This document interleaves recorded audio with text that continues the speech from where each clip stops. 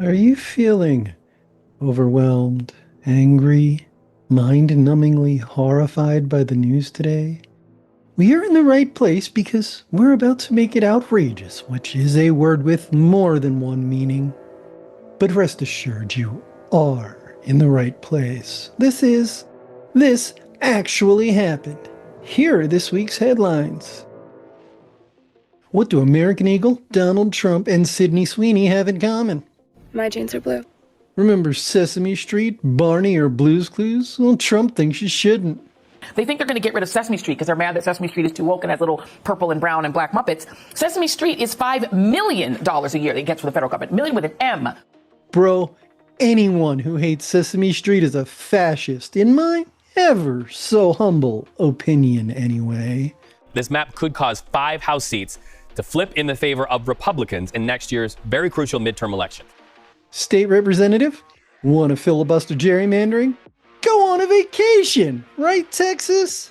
This just in, genital checks at the LA Olympics, but only for women. Now let's get to the full stories right after I give you 30 seconds to click the thumbs up. Roll the intro.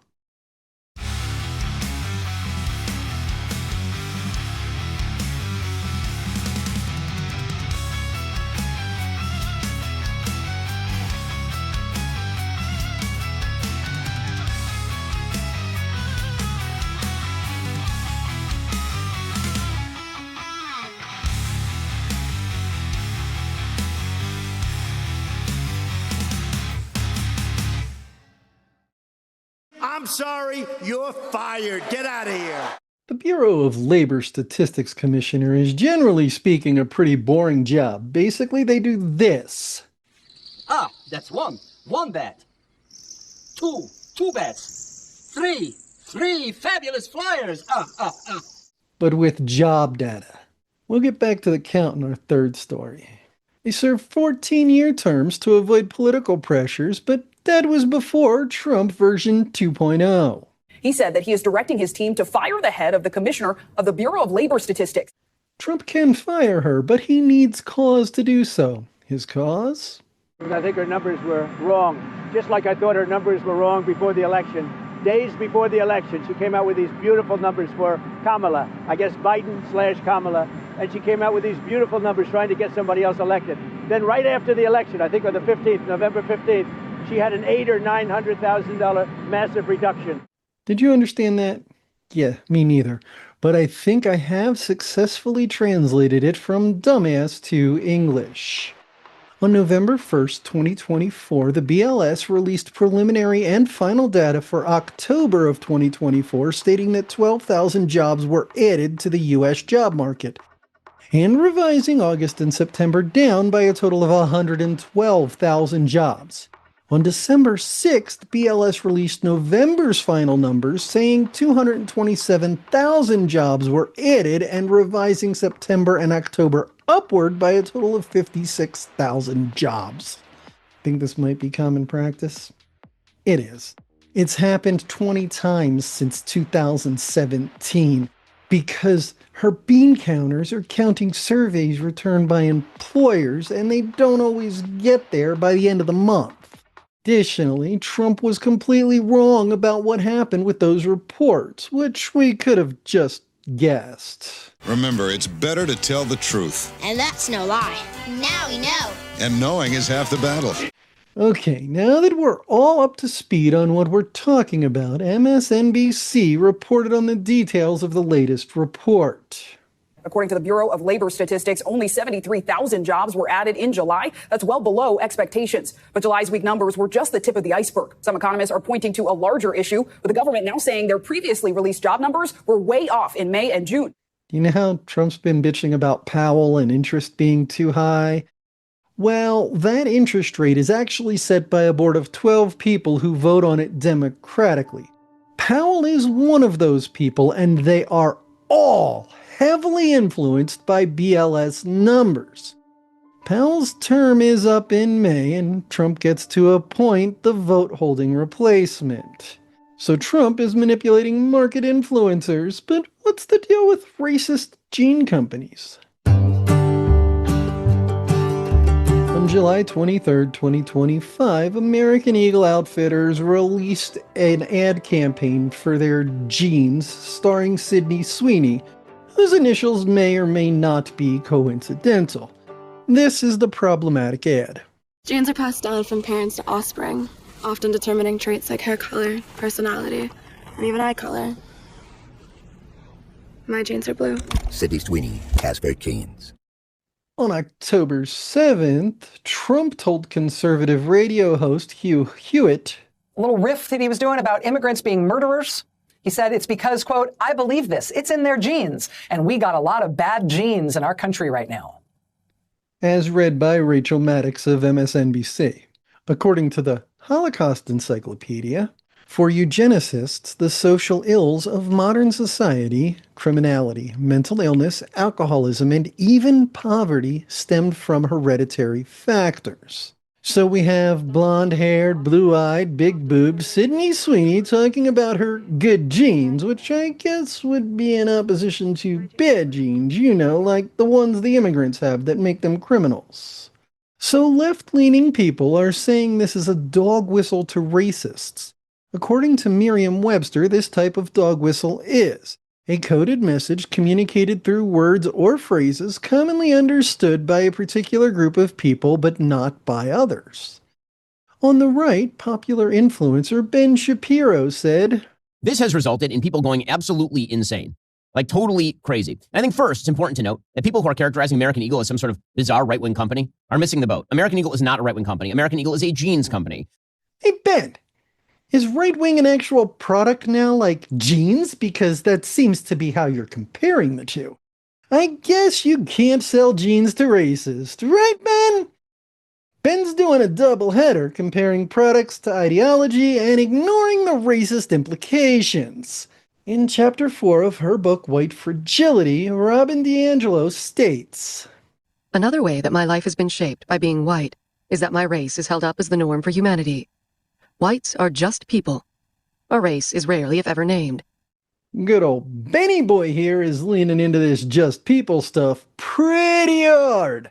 A mindset that blinds us to our own advantage in a racist system. A mindset that frames whiteness as the norm and everything else as abnormal. Having your eyes tested may clear things up. Now I know. And knowing is half the battle. In case you're curious, the American Eagle board is 4 white men, 2 white women, and 1 woman likely of Indian descent, but since they don't feel the need to tell us who's actually making the decisions, that's all we got. Hey, what do you know? Trump weighed in on this. She's a registered Republican? Oh, now I love her ad. Is that right? Is Sydney Sweeney? You'd be surprised at how many people are Republicans. And then American Eagle's stock went through the roof. I'm starting a contest, just do besides Elmo's kids. Says that the rule is pretty broke, don't pass it. Thanks, Elmo. I needed that. Is American Eagle courting right-wing people known to hold strong racial biases, or did they just not think of this during the entire lengthy and expensive design process for this entire ad campaign? I know what I think. Tell me what you think in a comment. Okay, so Trump hates counting, American Eagle is either racist or stupid, and now Trump's taking mind candy from children. Each week, PBS brings education, entertainment, and sanity to millions. Well, did, until Trump decided to defund it. I'm sorry, you're fired. Get out of here. The Corporation for Public Broadcasting is one of those things nobody even realizes exists until it's gone. They mediate between entities that produce PBS content and the government, which traditionally funds public broadcasting. Yeah, they're basically Tom Smikowski. What you do at Initech is you take the specifications from the customers and you bring them down to the software engineers. Yes, that's right. Except the consultants just said, what if there are no customers or engineers? This all started on May 1st when Trump signed his 143rd executive order on his 101st day in office. The executive order is titled, "Ending Taxpayer Subsidization of Biased Media." which specifically states that CPB should cease all funding to NPR and PBS. Representative Ralph Norman supported it on X, stating NPR and PBS have turned into taxpayer-funded echo chambers for the left. President Trump is right to pull the plug. If these networks want to push bias, they can do it without your money. Instantly, the right started referring to PBS programming as woke. Look, if you think Mr. Rogers and Sesame Street are woke, you're quite simply not a good person. Additionally, as discussed in How Did We Get Here, the right has been targeting public media since the 1960s because PBS has always been about diversity, equity, and inclusion. I mean, it is public broadcasting. They speak for and to the public. All of us, god damn it. So NPR sued Taco. It's really a double whammy from a First Amendment perspective and for NPR and the local stations. First, it is a direct effort by the government to control content and viewpoint in the journalistic sphere. And that's one of the most egregious First Amendment violations there can be. In addition, it's seeking to interfere with the independence of the local stations and their choice of national content. Trump decided that this was not an appropriate way for NPR to treat their Fuhrer, so in June he created a rescission request to pull back $1.1 billion of funding already given to CPB.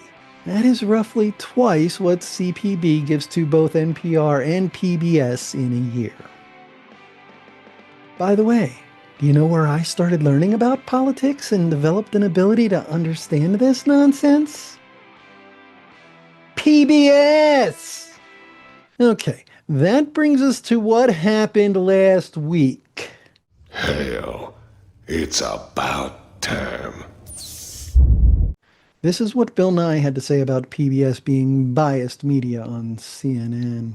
We had very compelling research that 10 years old was as old as you could be to get the so-called lifelong passion for science. It was based on research. It was based on science. It was based on provable facts.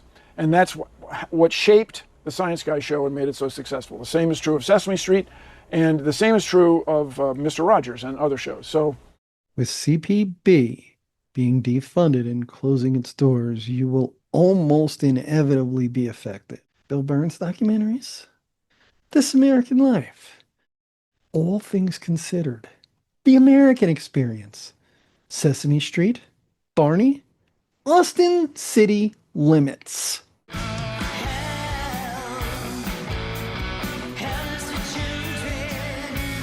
All that programming cannot exist without CPB. Almost every rural public broadcasting channel relies on money from CPB to stay in operation. Entire public channels gone in entire geographic regions. I counted them because Trump hates that. Over 170 rural stations serving many more rural communities are being lost. And why? Why is all this happening? Can we expect that you will bring the same lack of reverence for truth to your management of NPR? Thank you, Congressman. First of all, I do want to say that NPR acknowledges that we were mistaken in failing to cover the Hunter Biden laptop story more aggressively and sooner. Our current editorial leadership. Wuhan? We recognize that we were reporting at the time, but we acknowledge that the new CIA evidence is worthy of coverage and have covered it. That's right. This is because Trump has a grudge over Hunter's laptop and the COVID Wuhan scandal. So the entire country loses shows that have entertained, educated, and diversified generations of children, moving society towards inclusion and diversity because NPR News actually reports news and not gossip or conspiracy theories. Should we start practicing that salute Elon gave at Trump's inauguration? If you'd like your very own Musk Nazi salute, don't forget that all my sources are linked in the description. By the way, if you work in an NPR, PBS station, YouTube licenses allow you to rebroadcast this video. I can provide a high-def curse-free version upon request. Just remember to tell them to subscribe to Gordian Knot Project so I can keep making them free to the PBS and NPR stations that want to use them. So far, Trump thinks guesses are better than counting, American Eagle courts racist, and Trump kills Elmo. Next up, Democrats leave Texas instead of voting. First, let me explain what gerrymandering is. I will be quick and will attempt to be unboring. This is the fictional state of Gordianapolis. It has 3 congressional districts split up like this. But the actual voting in these districts breaks down like this. So giving a little ground to that red district from each of the 2 blue districts would turn the entire map blue and thereby disenfranchise and silence the Republican vote. This is called gerrymandering because the first person who got called on it was Massachusetts Governor Elbridge Gerry in 1812. Yes, we've been fighting this battle for 223 years, which is even longer than the lifespan of Musk's oldest made-up Social Security recipient. Now that we have the background information, let's talk about Texas in 2025. TSS, or the Texas State Senate Republicans, who are the majority, proposed a new congressional map.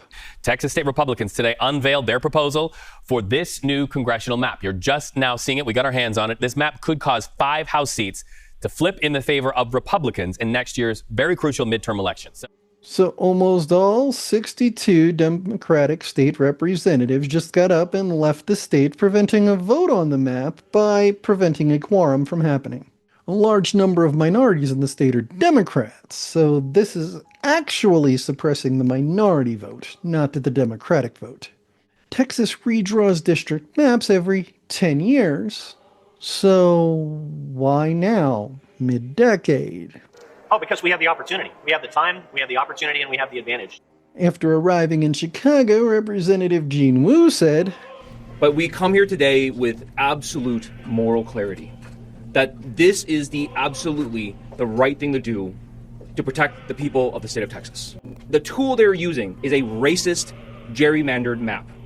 So then Governor Greg Abbott got all, "You will respect my authority," and issued arrest warrants while instructing state policing agencies to find the Democrats and return them to the state Senate, which prompted this response from Jolanda Joe Jones.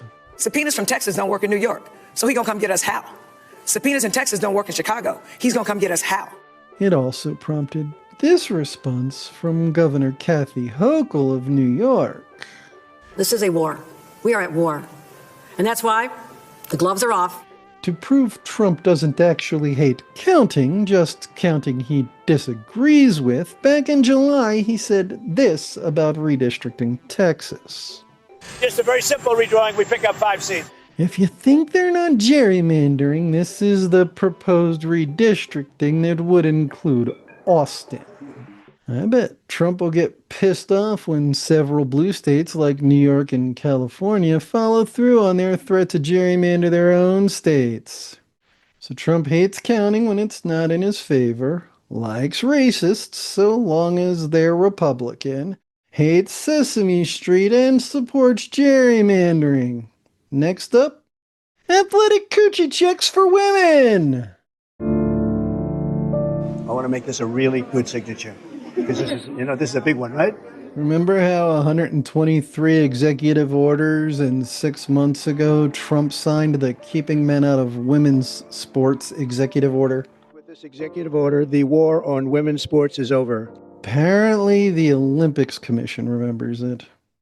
Yeah, this change came rather quietly, and we have not heard from the USOPC since. But it seems to be a reversal of what they said just months ago in April when it was not appropriate to take a position on this matter. This policy change applies to elite American athletes. It will ensure that women have a fair and safe competition environment consistent with Executive Order 14201. That's the executive order President Trump signed in February. In case you haven't kept up on this controversy, let me summarize. First, Christine Jorgensen publicly transitioned in 1951. Subscribe and ring the bell so you know when I release Were the 1950s Great to hear her full story. Then, people who were identified as male at birth and later transitioned to female started competing in women's sports. The right responded by pretending that there is no difference between the social construct of gender and biological sex. They also claimed that these people had an unfair advantage. You said that you're a trans woman. I trans female, yes, sir. Do you have a penis? So they're specifically targeting trans female athletes in female sports and not trans male athletes in men's sports. This is because they believe in strict gender roles and stereotypes that say men are stronger, faster, and better than women. If you stop and think, there's almost always a better way. Now I know, and knowing is half the battle. However, that problem would actually be better addressed by degendering sports and having categories that rank people into skill-based groups. But they don't do that because this isn't about protecting anyone. It's about disenfranchising a marginalized group of people based on ideological reasons. Now, the kicker to all this is that even with the executive order in place, the sports organizations could simply degender and then there would be no more female sports to keep trans females out of. This means that the sports organizations are complicit in this.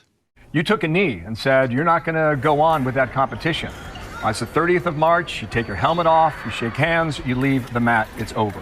You have since been banned for 12 months. This is from Fox News. When she was asked if she thought the Olympic Commission made the right decision, this is what she had to say. It's just such a relief now that common sense is prevailing. No, common sense would dictate that we degender sports and create a skill-based organization system for the athletes.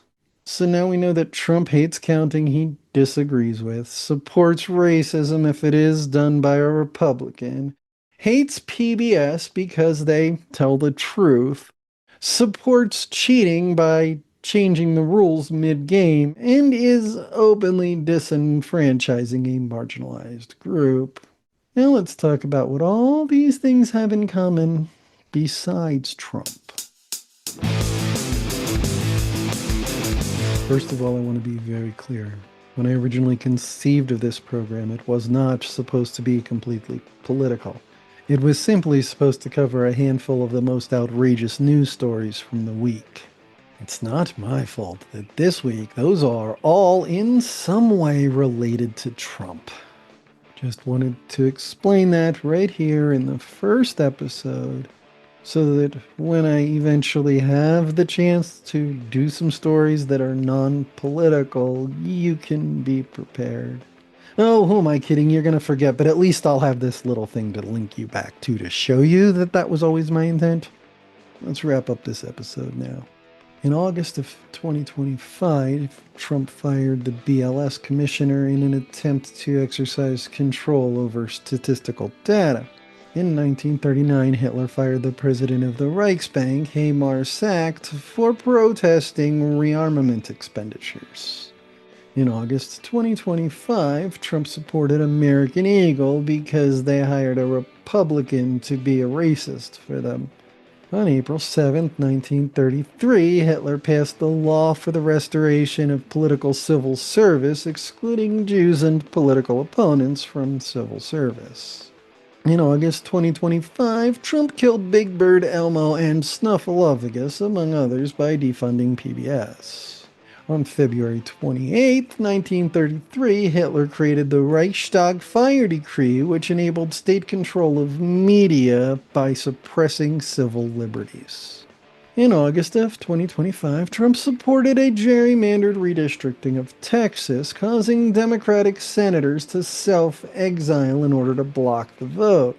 On June 30th, 1934, Hitler used the SS to kill hundreds of powerful political opponents in the Night of Long Knives. In August of 2025, Trump forced the Olympic Games Commission to uphold his trans ban in female sports. Hitler used the aforementioned Reichstag Fire Decree to strip rights from undesirables without due process. Sure, some of these cases Hitler's actions are much more extreme, and in others, things Trump did before the week this video concerns are a better match. ICE, Overall, if you don't see the parallels between these two men's leadership styles, there is something seriously wrong with your brain. It is imperative that everyone does everything they can to expose and stop this man. Otherwise, in a couple of decades, everyone will be asking why we didn't try harder, just like they do about the Germans in 1938. So help out by sharing this video so all your friends have the opportunity to learn about Adolf Trump and what he did this week. Liking, commenting, and subscribing will also help by getting YouTube to push the video out to more people. And I'll see you next time there's an impossible knot to untie. This is what Bill Nye had to say about PBS. This is the fictional state of Gordianapolis. It has 3 kindergartens. However, that problem would actually be better addressed by G. So, now we know that Trump hates counting. He did. On June 30th, 1934, Hitler used the SS to kill hundreds of